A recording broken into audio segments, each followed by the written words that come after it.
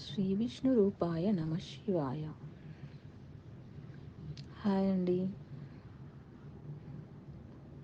చాలామంది పూర్వజన్మ అనేదే ఉండదు, అసలు ఆ, గత జన్మ గురించి అవన్నీ ట్రాష్ అని చెప్పేసి అని మాట్లాడుతుంటారు. అసలు పూర్వజన్మ లేదనే వారికి ఒక ప్రశ్న.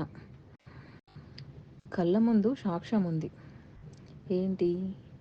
మొక్కలు ఎన్ని జన్మలెత్తుతున్నాయి, మనుషులు ఎక్కడి నుండి వస్తున్నారు, జంతువులు, పక్షులు, క్రిమికీటకాలు వందలు, వేలు, లక్షలు, కోట్లు ఎలా పుడుతున్నాయి?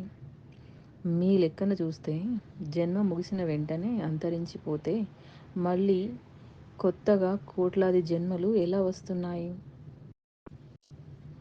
మనిషి నుండి గుండు సూది వరకు మనం వాడేవి, చూసేవి అన్నీ మట్టిలో నుండే పుడుతున్నాయి. ఇది కాదనలేని సత్యమే కదా.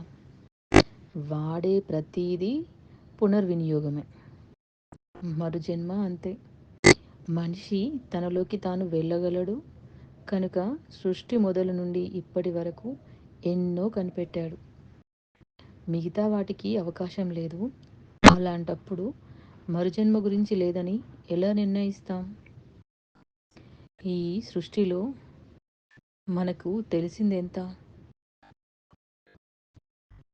వీటన్నిటికీ సమాధానాలు అనేటివి ఉండవు కదా.